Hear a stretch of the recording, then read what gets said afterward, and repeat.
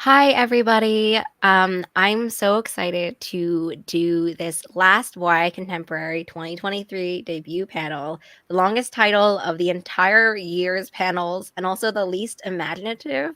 So that's how you can really tell that this is the last one. It's also the last one of 2023 period, so it is extra special, extra bittersweet, and I'm extra excited today to be chatting with all of these amazing authors and debuts. My name's Lily. I'm the face, I guess, behind Utopia State of Mind on the internet. And I'm going to have our authors introduce themselves and tell us about their books before we get into the questions that I've already sent. So, Kate, do you want to start? Yeah. Hi, I'm Kate Anderson. I live in the United States in Utah, and I love the desert, and that's reflected in my writing. Most of what I write is set in the Western United States. And my first book, Here Lies Olive, came out in October, and it is a YA paranormal. It's about a girl who is so concerned about what happens after death that she decides to summon a ghost to answer her questions about the afterlife. But when she summons him, she accidentally traps him in her world. Amazing. I wish I could summon a ghost for all my questions about death. You'll have to read the book and see how she did it. No, I was like, I gotta look it up for tips. But hello, I'm Elle Gonzalez Rose. I live on the loudest street in New York, so my apologies if you hear sirens, helicopters, dogs barking, babies crying. It's just loud all of the time. But I'm also the author of Caught in a Bad Fomance, which is a queer YA rom-com that comes out in 2 days on December 5th, which is very exciting. It is a rivals to lovers and fake dating rom-com about the sons of 2 rival families who have to fake date for a mutually beneficial scheme, and blackmail and betrayal abounds throughout the story. So it's a fun, campy time and it's also actually set during winter, so an appropriate read for the season.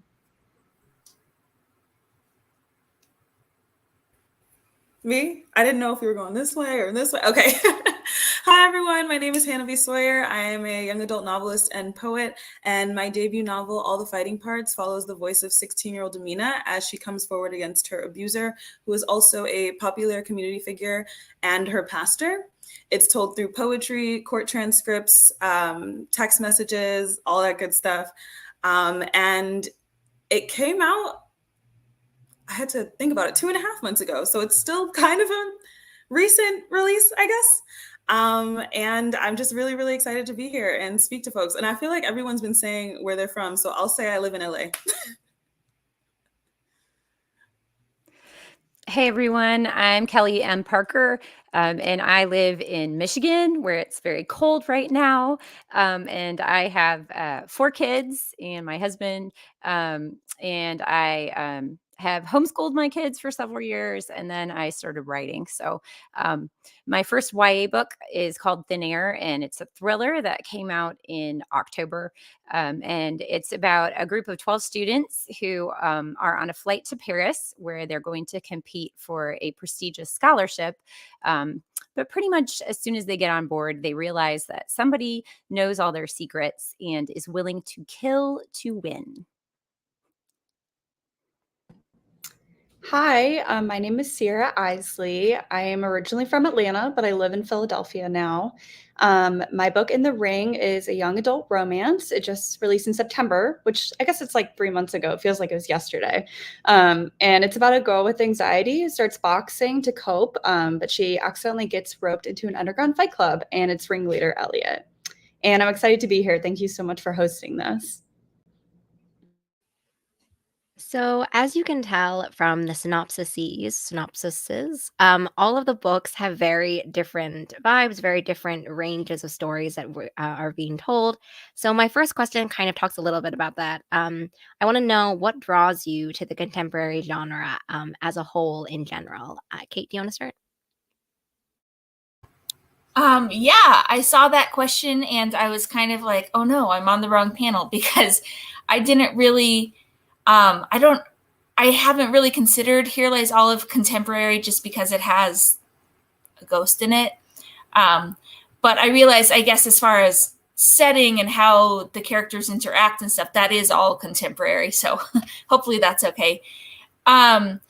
I work in a junior high. I have 3 teenagers of my own. I feel like I'm just kind of surrounded by all that YA angst all the time anyways. And so those are just the stories that really come to me, is ones that center around these kids in our world. Yeah. And I mainly write contemporary because my brain's too small for fantasy. I don't understand how people do it. God bless them. I always say I want to write one because I'm like, dang, that's going to be like the maximum test of my skills, because I can barely world build in contemporary, so I don't think I could do it in another world setting. But I think the main reason I'm drawn to like young adult contemporary specifically is because when I started writing it, I was kind of trying to make peace with a lot of things that I had experienced as a teenager. And I was like, oh, there's a great opportunity now in my redacted years old life that I could look back and think, oh, if I were to write a letter to myself at that age when I was going through all these things, what would I want to say? And turning it into a book. And that's what a lot of my YA has been about, is just kind of almost writing letters to my younger self and, who I was when I was a kid. So that's why I'm so drawn to contemporaries, because it feels like you can speak to children of the moment to tell them things that you wish you could have told yourself when you were their age. Can I just say, I am so happy my mic was muted because I cackled. You said your brain is not big enough for fantasy? That I feel the same way. And I was literally just talking to one of my friends who's a fantasy writer. And I mean, I can't do it. I'm working on like something speculative right now, but it's like my secret project that like I don't tell anybody about, because it's like I feel like my brain is too, like, it can't handle it just yet. So that was funny. I identified with that. But I think it's so funny because my friend who is a fantasy writer feels like the opposite way. But for me, what draws me to contemporary stories, I just have a lot of feelings. And it's easiest for me to communicate that on the page. And I feel like contemporary stories lend themselves to that. Not saying that stories that aren't contemporary don't lend themselves to that, but I think contemporary stories lend themselves to that in the most direct way. Also, I really love books that make me cry. And the only books that have made me cry growing up and even now are contemporary stories. And there's just something about like feeling like I understand a character, whether it's the situation that they're going through or the emotions that they have, that I really love. And I feel like I really can pour myself into stories that are in the real world. But that's not to say that I ever that's not to say that I would never write something that doesn't take place in a contemporary space. But for me, contemporary stories just work for that. So. Yeah, I really appreciate what Hannah just said, because I feel like their contemporary stories tend to be very relatable, right? Because that's the time we all live in, and so I think you're writing about things in a different way than when you're making them up, right? And so I think that is one thing that draws me to contemporary. In the case of my book, it was kind of by default that it's contemporary because it takes place on an airplane. So it would be a completely different story if I, wrote it on a spaceship or, set it in some other way. But I do find too that it's easier to do the research, because you can draw so much more from your own personal experience when you're writing contemporary. And, when you're writing about teenagers, you can dig back into your own teenage years. Maybe mine were long enough now that would count as historical. I don't know. But I think that, it's a wonderful way to try to reach readers with a story that I think they can really relate to. So. I totally agree with everyone's comments on fantasy books. I don't read a lot of fantasy. It's probably my least read genre. So my instinct when I decided I was going to write a book was definitely not fantasy. I'm very intimidated by world building. I have a lot of respect for people who get into world building, because it was hard enough for me to just set it in Atlanta, where I'm from. And when I set out to write the book, like, I knew I wanted it to be kind of reminiscent of my time as a teenager. That was the theme and stuff, was like, I wanted the book that I could have read as a teen. And so, of course, it was set in Atlanta, it kind of reflected my own life as a teenager. So that's why I chose contemporary. I also forgot, I think, to mention as well, if you have any questions for our panelists, please drop them in the chat. I don't remember if I actually said that. But anyway, the next question that I have is about kind of the way that I felt like all of your books touch on this universal theme about finding our own voice, finding our own truths as well. And I think that it's such a universal theme in YA literature, but also kind of literature as a whole. And I would love to know, how do you develop this theme in your books, and why do you think it's such a universal theme for YA audiences specifically? Elle, do you want to start? Yeah. So in my book, the main character is a freshman in college, and he's just finished his first semester at an art school in LA. No one in his family has ever gone away to college before. No one has ever really pursued the arts before. So a big theme that he deals with in the book is how he kind of didn't have a great first semester, and he's struggling a lot and trying to understand, like, I thought that I was going to take this leap and pursue art and it was going to be amazing because it's what I'm passionate about. But now he's starting to doubt that was really the right choice because, he's struggling at it. And that is something that I definitely experienced. I experienced it a little bit later in life, trying to pursue art in like my adult life. But it is such a universal theme because I think that teens are expected to know exactly what they're supposed to be at like 16 years old, and you don't know. And that's kind of what this book is about. It's about the fear of not knowing what you're meant to be, and also about the experience that certain students have where you only have kind of one shot to figure out what you want to be. Because in this case, Devin, his parents didn't really have the option to choose what they wanted to study. They had a very strict path that they had to follow, which is very similar to what happened to me with my parents, where I was very lucky that they gave me the option to pursue whatever path I wanted, but there was also that pressure of like, you didn't get that choice, so why do I get that choice? What happens if I make the wrong choice? And I think that it's something that will always be universal because we put so much pressure on teenagers through systems like college and whatnot to know exactly what you want to be at such a young age when you barely even know who you are.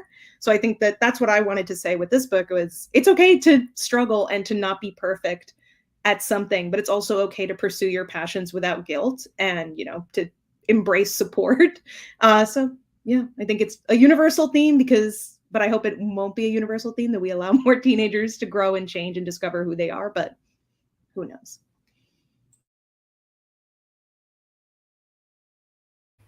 I think with all the fighting parts, like the entire story is about her trying to find her voice after feeling like she lost her voice. In my book, I always say read the content warnings for my book. For me, I think the biggest ones are probably sexual assault and grief. But Amina, my main character, is sexually assaulted by her pastor, who's a really trusted figure. And Amina, before she's assaulted, is someone who's like very loud, very vocal, very proud, kind of a little obnoxious, I think, just a little bit. And she's never really had a problem with speaking up until that experience. And the whole book is her trying to find the one thing that she felt like she always had that she lost. And for her, she finds that through, initially she isolates, right? Like she doesn't think anybody will understand her. And I think she learns to really rely on her community, her very imperfect community, because they don't get it right all the time. They get it wrong quite a bit. But she learns that there are people who want to support her and do love her. And that's how she finds her voice, not only just in the courtroom, but again, in her like personal life.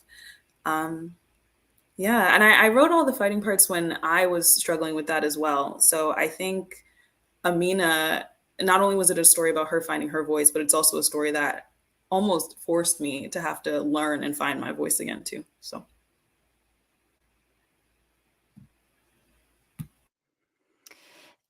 Yeah, so in Thin Air, my main character, Emily, she comes into the story as kind of like the popular girl's best friend. So she feels like she's a sidekick.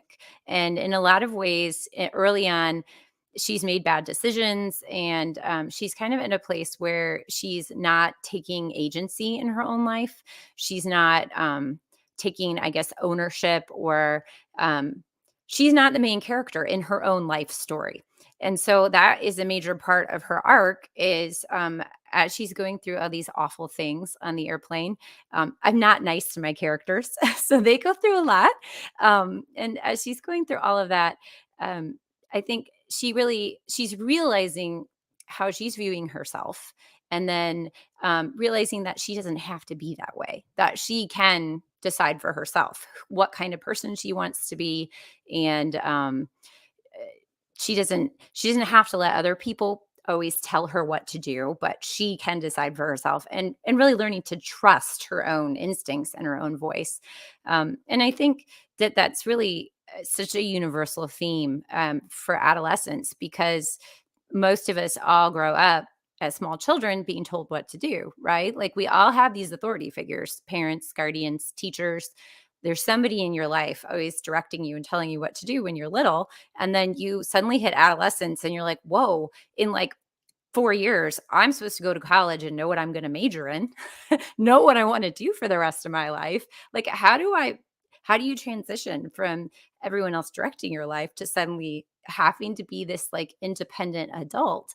And so I think it's just so universal because we all have to go through it. And and for me, it was really it was a good thing for me to write, because even going into adulthood, I've found times where I'm like, I don't know what I'm doing, and I'm not like taking ownership for my own like life decisions, right?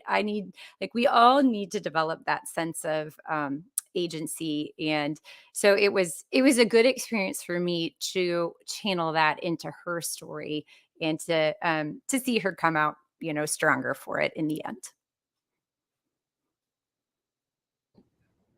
I can hop in. So I was 19 when I started writing In the Ring. So I was technically still a teenager at the time, which I feel like gave, I guess, a unique perspective when I was working on it. Like now, even when I read it at 23, I'm like, oh, I was definitely a teenager when I was writing this book. And when I wrote it, I was thinking about my teenage years and what I wanted, like what story I wanted to tell. And for me, the most important thing was that I struggle with anxiety. The book is about anxiety and mental health. And when I was in high school, like when my anxiety was at its worst, it was very physical, like heart racing, nausea, like things like that I felt like nobody was really talking about, and that I didn't feel comfortable talking about because it's kind of like an awkward thing to be talking about your physical problems, I guess. And so that was why I decided to write In the Ring, because I was thinking like there might be someone else like me who's going through that as a teenager who kind of needs this like book or support system or something that can make them feel more comfortable, not alone. So that was what really led me to writing In the Ring. So I feel like I guess it's less of a story of finding your voice and more of like finding your power and control. Cause like a lot of the book is just about Rose like feeling kind of powerless to her mental health and her anxiety. And she learns throughout the book, like how to step into her power and find her power. But yeah, I totally agree with what everyone was saying about like college and being a teenager. It feels like everything is like so desperate and important, and like the decisions that you make as a teenager are going to affect the rest of your life. And I don't want to downplay that, because a lot of them really do. Like when you decide to go to college or what you major in or whatever, like that shapes a lot of your future and what you end up doing. So yeah, I think it's a really big deal. And I didn't want to downplay the truth in that, like how intense those conversations and those decisions can feel. But yeah, I mean, I'm 23, so I still feel like I'm in my teenage years and finding my voice, and it still feels pretty terrifying.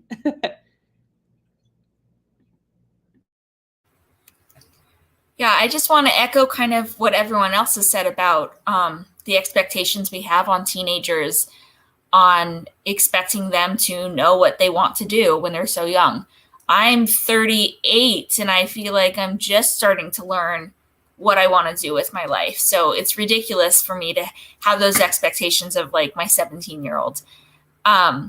So yeah, I think that's maybe one of the reasons that YA has this theme so often, is because of these expectations we have of teenagers. And Here Lies Olive, specifically, when the story starts, Olive, it's about 2 years after Olive has had a near-death experience that has just kind of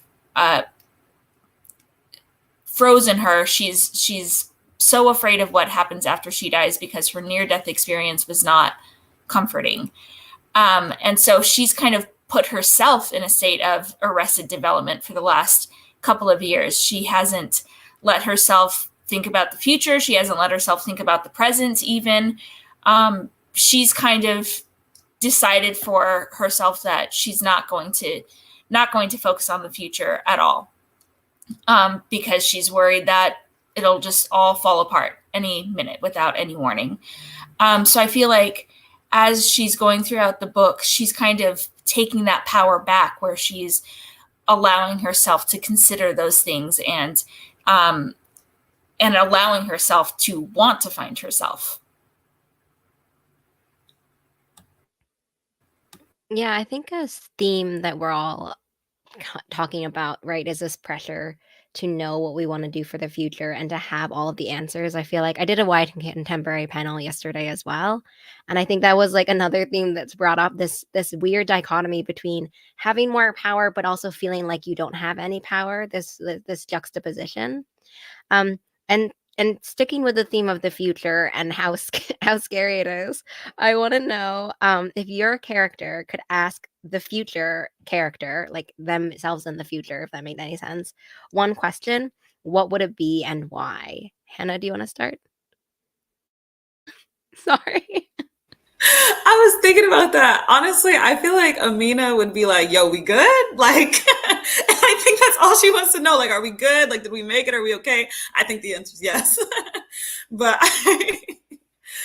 I was smiling when you said that, because I was like, yeah, too good. It's like 2 words, like, we good. That's it. Those 2 words. That's what she would ask.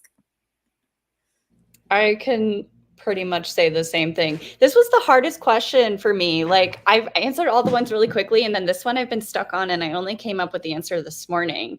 And I feel like it's kind of the same thing of just like, is everyone okay? Like, are we okay? I feel like that's what I would want to know. Like, are the people I love okay? Am I okay? Did I get through it? Like, that kind of question. Or maybe just like, did I marry Harry Styles? Like, I would want to know that too.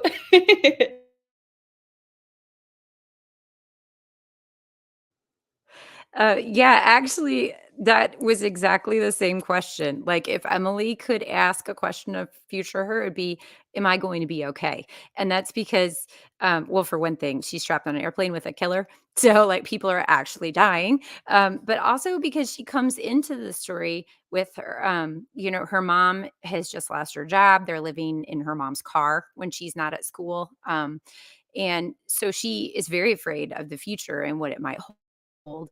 Um, and the kind of the funny thing is, I wrote the book in 2020. So, like, that was in a way the pressing question, I think, on everyone's mind at that time. Like, we were all like in this state of like feeling trapped, right, with this killer, COVID. And like, I felt like that was just the question I was asking at the time. Are we going to be okay? Because we didn't know what was going to happen. And so I channeled all of that into her story. And so, yes, that's definitely the question she would ask.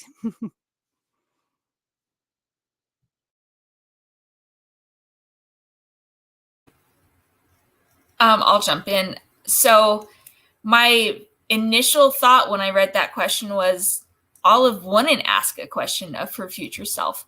And I tried to think of a better answer, but I'm going to stand by that. I think, like I said, she is so obsessed with finding out what happens after she dies. That's kind of her big problem in this story. And I think that through her character growth, she realizes that she doesn't need to know what happens in the future necessarily to have a good life.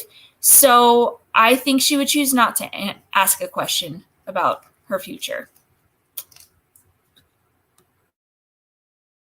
Ooh, I did not unmute myself. I think that Devin would ask one question that has 2 meanings, which would be, is it worth it? But it would be relating, one, to pursuing art. Is it worth burning yourself out potentially and ruining this thing that you love, like monetizing your passion, which could be a mistake sometimes. But also, he's pursuing a relationship with someone who is the son of the family that his family hates, and it causes a lot of tension within his own family. And of course, when you're entering a relationship for the first time, you don't know, is this going to be long term? Is this going to be, something that ends in disaster and whatnot? So I think he would ask, is it worth it, both in relation to his schooling and his potential love interest? I want to skip to asking questions that pair books together a little bit. So I want to just switch gears a little bit.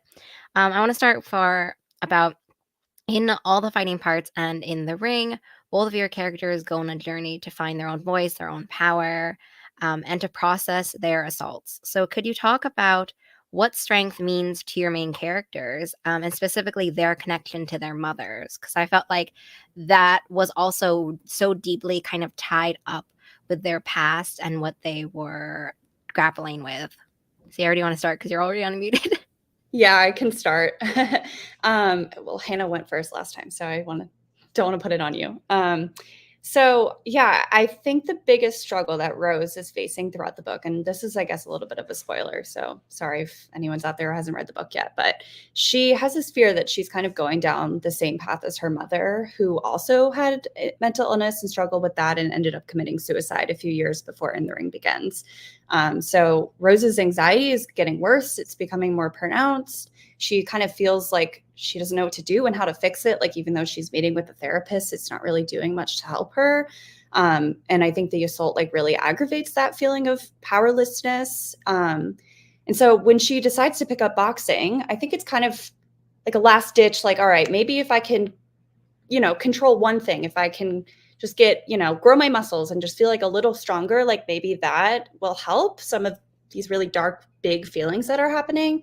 And once she starts boxing, it slowly becomes more than that. Like, as she starts finding, her overall physical strength, and then that kind of transforms into her mental strength. She really opens up with her therapist and allows herself to start healing.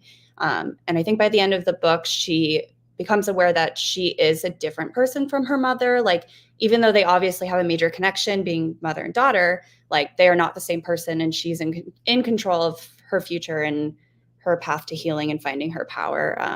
And I think at the end of the book as well, she really accepts that like the assault was not her fault. Like, just because she didn't feel powerful at the time, like that wasn't her, that was someone else's bad decision. And yeah, so that was kind of my long-winded answer, but Our books, I'm realizing just how like closely linked, at least I think our books are. In my book, I think Amina worries that she won't be able to live up to her mother, or she'll never have like she admires her mother greatly, and she feels like she'll never have like the voice that her mom has, or that she remembers her voice having. She feels like she won't be able to speak up again. Like, because her mom was someone who was always fighting, was always talking back, was always fighting on behalf of other people. And Amina worries that she won't be able to live up to that. When Amina is assaulted, I talked about this a little bit earlier, but she's someone who people know for being very vocal, and she's always been very proud of that. And so for her, she feels like she's lost her strength because she's lost her voice. And the whole book is about her trying to find that voice again. And I think she eventually does.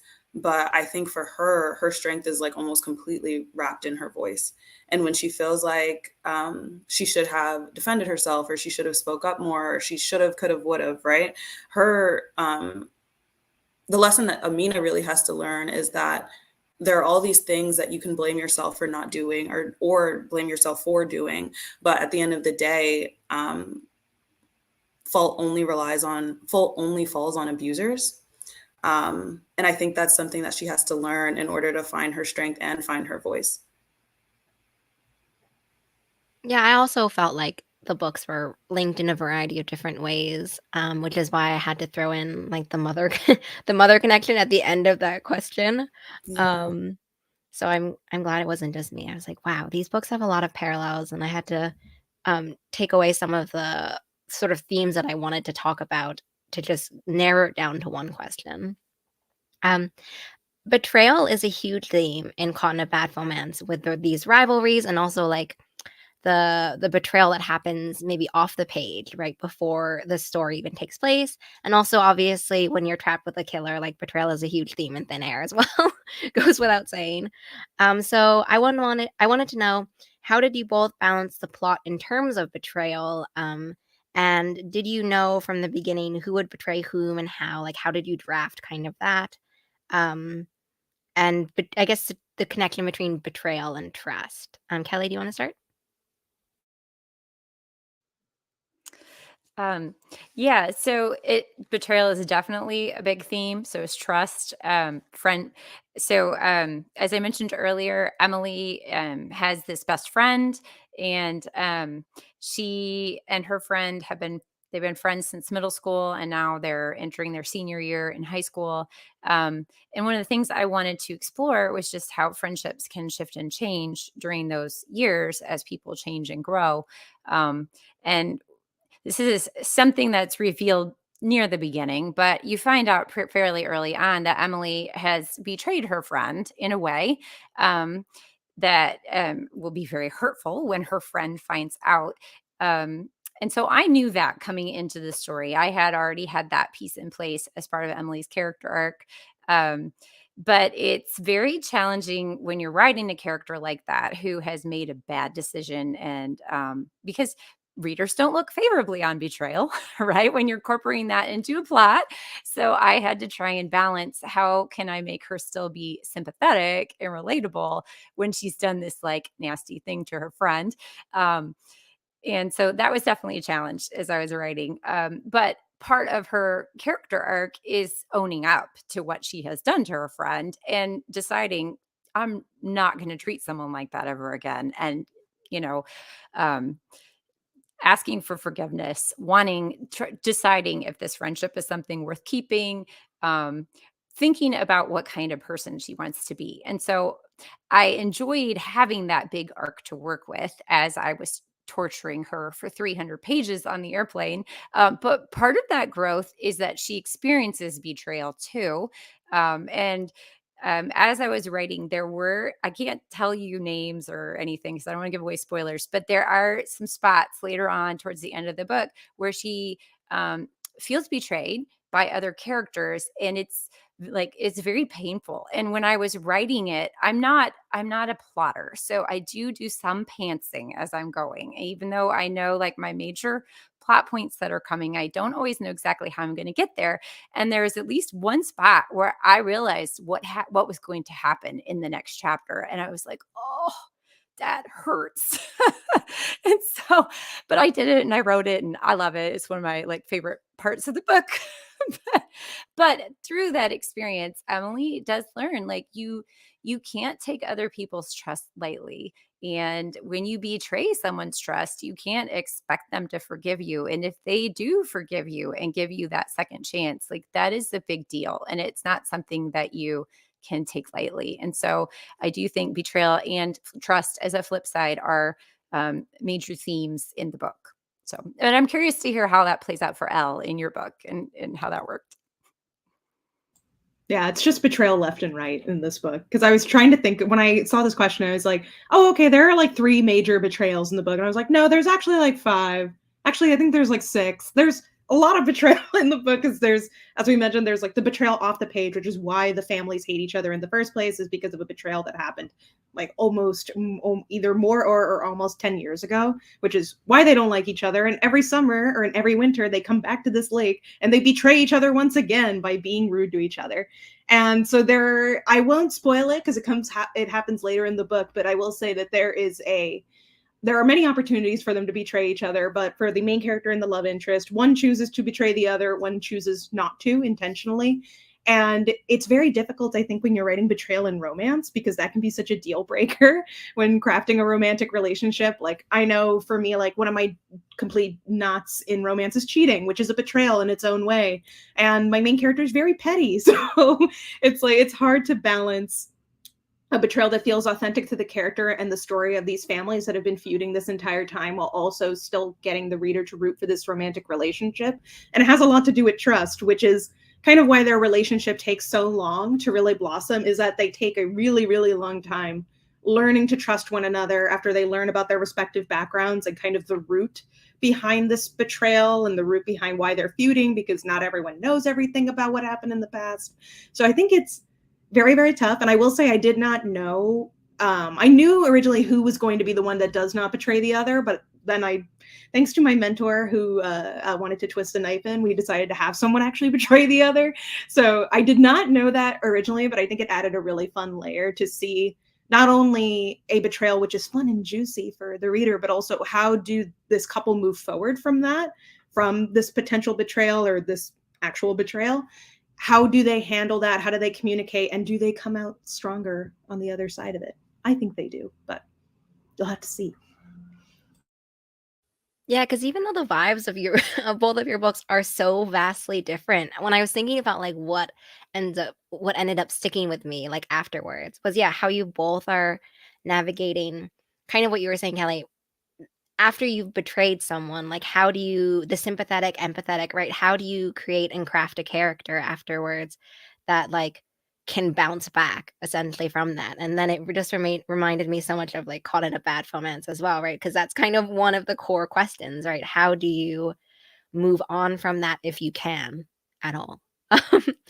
And next, I want to ask about in Here Lies Olive, your book talks about historical treatment in asylums, hospitals, sanitariums. So, could you talk us through your research process, what drew you to the topic, and the theme that I felt like was really echoing through your book about unearthing the past and ghosts, in your sense, like a real ghost and not just sort of the ghosts of the past? Mm-hmm. So I'll start with what kind of led me to this. And I posted about this on Instagram a few weeks ago. So if anyone follows me on Instagram, you can go back and look at this post. When I was a teenager, the church that my family attended had to be renovated, and I still am not really clear why this happened, but instead of renting like another church or like a rec center or a family center or something, they rented the abandoned mental hospital in our town, and we attended church in that for about 6 months. And it was not a happy, nice place. It was a place that had been closed down in the 70s during like mental health reforms. So there were things in it that were definitely from that era of mental health care that it was just a very uncomfortable, creepy place. So that's kind of always stuck with me. It was a weird place. And so I kind of wanted to incorporate that setting in Here Lies Olive. A lot of the reading I did, I just did reading online. It's so easy now to do research and find all kinds of information. I found a couple different actual poorhouses around the country and read the history of those, and kind of took little elements from each of those. But yeah, in the asylum in Here Lies Olive dates back to the 1800s when there were huge tuberculosis outbreaks and people would come to the West to try and be cured by dry air. And it started out as a place where people who couldn't afford the fancy, nice sanitarium would go to this poorhouse. And at first it was just tuberculosis patients, but it turned less from a poorhouse for tuberculosis patients and more into just a place where people in the town would just kind of dump their unwanted relatives, which is definitely something that would happen. So I think as far as the themes of ghosts and digging up the past, this town has kind of a dark past with how they treated the vulnerable populations. And part of all of unearthing the literal ghost, finding this literal ghost to answer her questions, she's kind of pulling up the figurative ghosts of the town's past and giving them an opportunity to heal from all the trauma in the past. Yeah, I was reading your book at the same time I was reading The Spirit Bears Its Teeth, which is also that historical fiction portrayal of sort of how history and medicine has like treated people that are queer, but also sort of people that anyone decided was like not okay. And I just felt like both of those are kind of echoing this idea of making sort of a conversation with what has happened in the past and not forgetting sort of what the foundations of some of our society and like buildings are and stuff. By the way, as well, we have some questions, but if you have any more questions, then definitely drop them in the chat. I'm going to ask one of mine before I switch over to one of yours, but I wanted to know what has been the hardest and easiest part of the debut process, just to kind of bring it back to one of the other themes of our panel, which is being a debut. Kelly, do you want to start? Yeah, sure. I had kind of a hard time with this question because I feel like all of it has been hard. I mean, yeah, because it's like such new territory, and I feel like probably though for me the hardest thing has been the emotional roller coaster. I don't know if my fellow panelists have felt this way or not, but I feel like there's these highs that are so exciting, right? When you first get the offer, when you sign the contract, when you see your cover, you get your author copies. If you find out like that your book has made a certain list or gotten a great review or whatever, and then the lows can feel so low because it's nothing that you it's just human nature that when you have a really high emotion, you're going to have, a low emotion probably to come after it. And for me, like that has actually been the hardest because I wasn't quite like, I don't know, it's not something you hear people talk about a lot. So, and then I guess what I struggled with this question was easiest. What's been the easiest? So I feel like I don't think any of it was easy. I mean, maybe like past pages, that was pretty easy. I know, but I do think like maybe this is a weird answer, but the social media side has been kind of easy. And it's not because I'm great at social media, but it's because so many people have told me that you can't really move the needle with social media. So I kind of took some of the pressure off myself with that. Um, yeah, so I've loved every minute of it. I'm glad I don't have to do it again. I think the hardest part for me was honestly just like fear of judgment. Like my book is very dark and personal, and I knew going into it that it wasn't going to be everyone's cup of tea. Like it just feels like something someone might love or hate.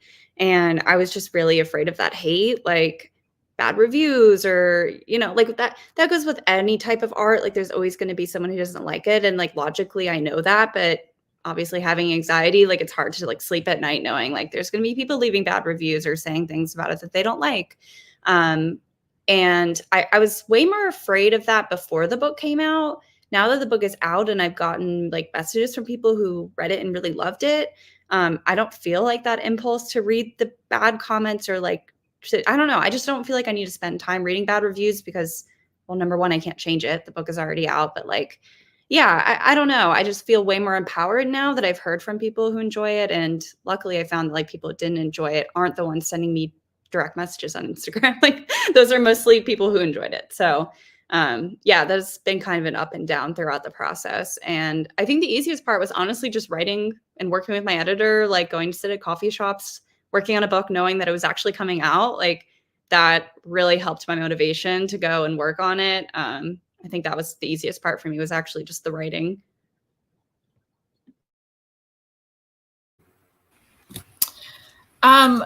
I've tried to kind of put into words and articulate how this made me feel, and it's really hard to do so.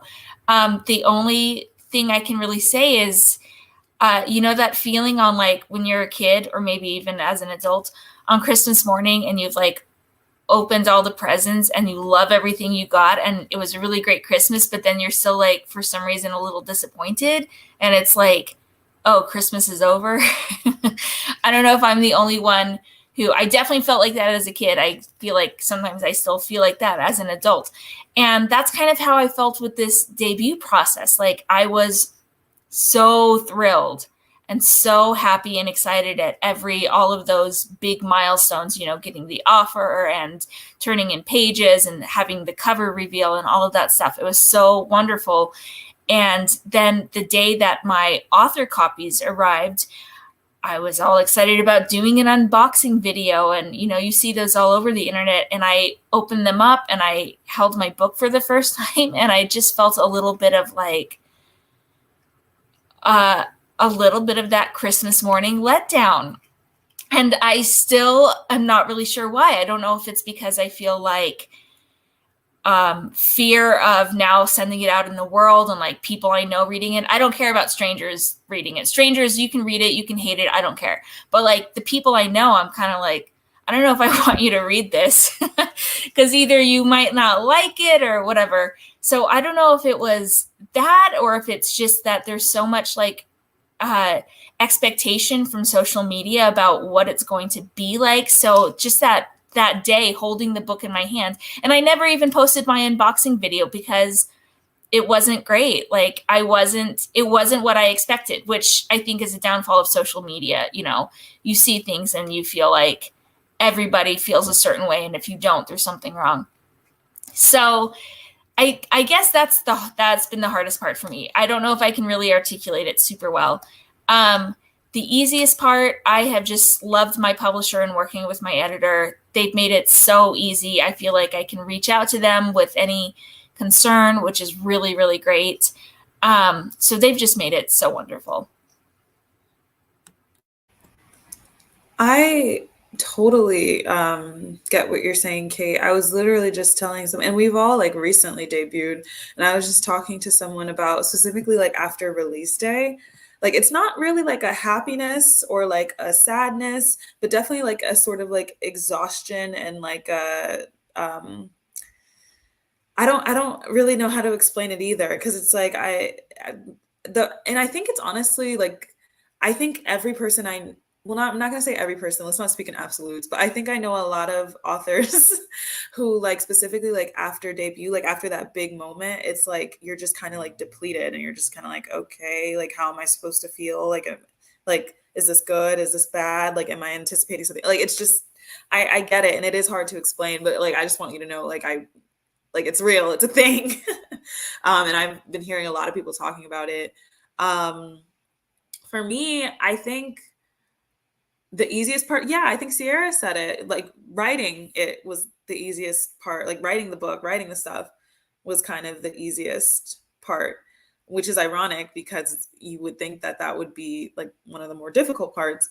I think what was the most difficult for me was recognizing pacing, and also recognizing that you may not move as quickly as you want to move, and that's okay. It's recognizing that like your goals will shift and will change, and that's okay. Maybe you didn't get this one thing, but like you got like a really, really great review today, or you know what I mean? So I think the easiest part by far was writing the book, and the hardest part was just kind of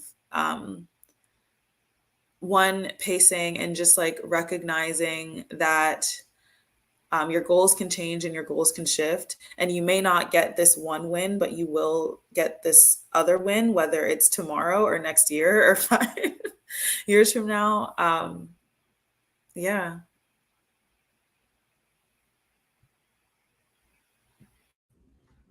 Naturally, I became frozen the exact moment I was supposed to speak. Sorry.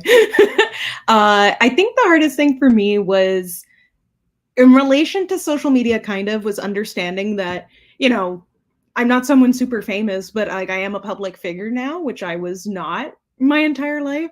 And I used to, you know, post things on my Instagram, for example, which is like the same Instagram that I've had, that I was like, oh, I probably shouldn't post that now because like teenagers follow me and like strangers follow me.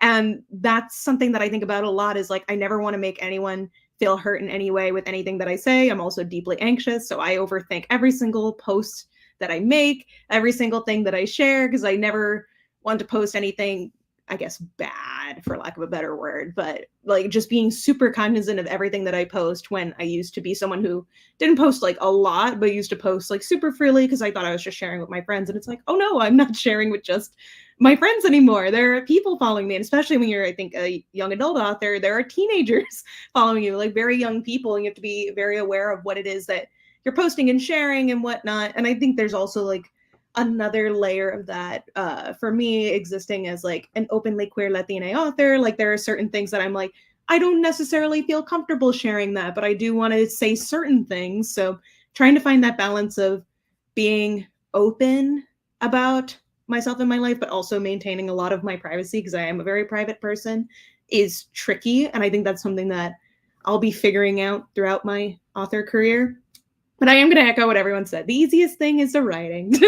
I've been writing every day, not every day. I've been writing my entire life since I was like 5 years old. So I always say that I was going to write anyway. So I'm just very, very lucky that I got to publish a book. I was going to keep writing anyway. So I'm very lucky. One of the questions that we've gotten so far from the chat is, when shaping your story's ending specifically, how do you narrow down the exact feeling you want to leave your reader with? Sierra, do you want to start? I feel really bad always picking on someone to start when they're like the unprompted ones. Oh, you're fine. It's all good. I think I wanted to feel the opposite, I guess, of how it started, which, because I knew when it started, she was going to be, I know I keep saying the word powerless, but that is kind of, I guess, the best word I can find for how to describe Rose in the beginning of the book. Like, the first chapter just kind of ends with her crying in her bathroom. I feel like when I've had my lowest moments, they've been on the shower floor of my bathroom. So it was like a very low point. And I knew that by the end of the book, like, I didn't want her to feel like that. I wanted her to be surrounded by people who love her. And she's kind of regained that powerful, like, you know, her power and stuff like that. And so I really just tried to add like some comfort to the end of the book, like, just, you know, and not everything is tied up perfectly in the end. Like, there's definitely some loose ends in the ring, but like by the end, at least she can like take a breath and know that she's okay. So.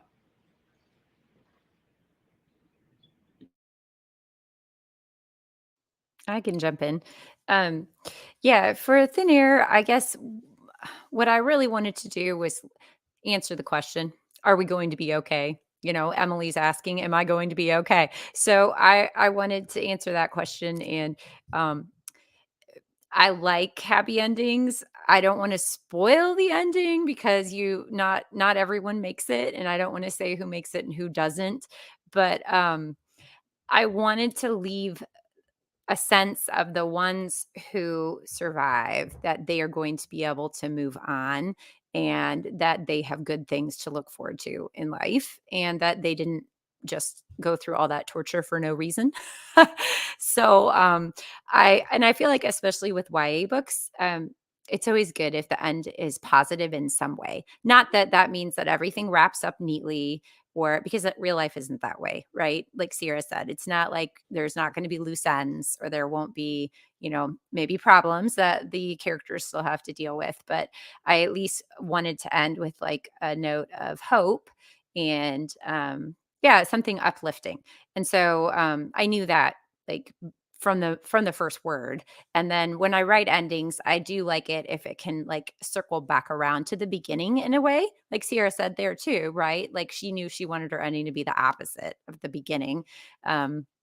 Yeah, so I think it's good as you're working to try and like figure out how you are going to pull all those pieces back together in a way that feels cohesive and satisfying and uplifting. And I don't know, sometimes I feel like it's magic and it just like works out, but this is where editors are helpful too. I just love listening to that. And I love this question so much. I think I totally agree with like, especially with YA contemporary, like for me, it's very, very important to have a hopeful ending.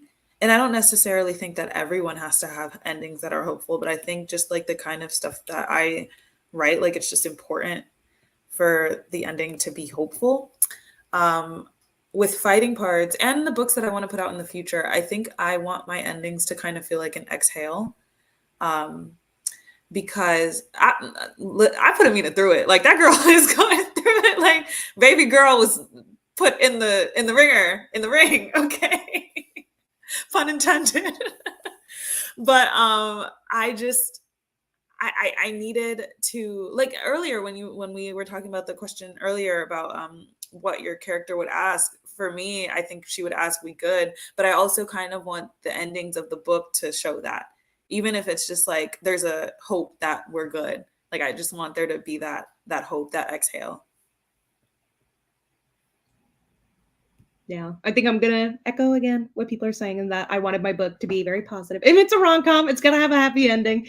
But I think that the biggest thing that I wanted from this ending was for it to just be happy, like joyful from start to finish, which is, you know, joyful in the sense that there are themes of grief and whatnot, and not everything is 100% happy all the time, but that these were queer Latina characters that were allowed to just exist, and their identities were not sources of trauma or contention amongst their families. They were just embraced and celebrated. And I wanted it to just feel like a warm hug for any queer or queer Latina readers out there, that, you know, it's okay to just be you. There doesn't always have to be a source of drama in the story. In your story, you can just be happy and have the love story that you see on TV or in book or on bookshelves. And I think that how I figured that out was that I knew from the beginning that that's what I wanted that book to be. Is I wanted it to be a very very joyful queer Latina story from the beginning. That was the whole point of why I wrote the books, and that I think is what carried it through to the end. That was the final emotion I wanted you to have. And I think that that's something that I carry throughout my other books, is like, what was kind of the point of the story? Why did I start writing it? And then how do I translate that into the final emotion? Because that's what you want your reader to take away, is what made you want to write this story in the first place. I love what Hannah said about it feeling like an exhale. I think that's a really great way to put it, because there's that sense of relief with an exhale after you've been through everything. For me, I always like my endings to feel both surprising in a way, but also inevitable.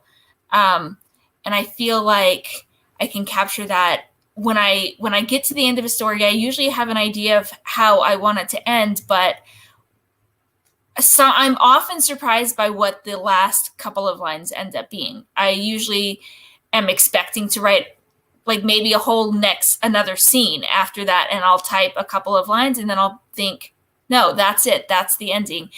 Maybe that's what I mean by surprising and inevitable at the same time, because it feels like I said, I usually intend to write a little bit more, so I'm surprised that I stop, but then it's just the perfect last couple of lines. So that's just, I like my stories to end and for the reader to feel like, oh, of course that's the ending, and just kind of feel like that's what it was meant to be. And then the last question that I have is, I want to ask, who is your character's literary hero, if they have one? I know that some characters might not have one, but if they did have one, who would it be? Kate, do you want to start us off? Yes. So Olive is just a very kind of goth girl.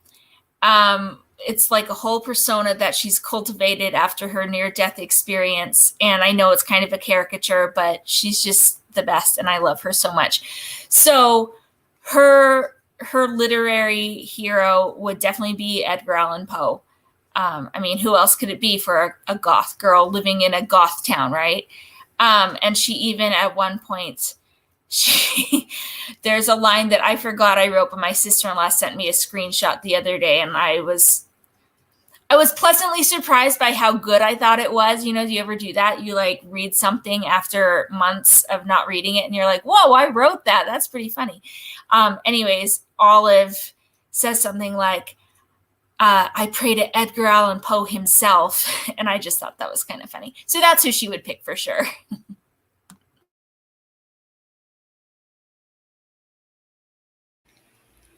Easy.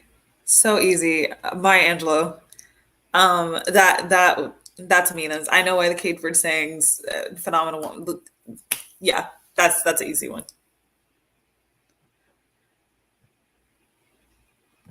All right, I'm gonna chime in just to say that my main character doesn't read. He's not a well-read boy. He's read like one book, and it's a book that I don't even like. So I'm cheating a little bit because he is an artist. So I think that he would feel more drawn to an artist than a literary figure, only because he literally just doesn't read. I think he's read like 5 books that he was forced to read. But it would be Miyazaki, of course, because his work just wants to capture emotions as vividly as Miyazaki does. So cheating, but gives you a little insight about him that he doesn't read. So the quote that starts in The Ring is the first line of Allen Ginsberg's Howl. I saw the best minds of my generation destroyed by madness.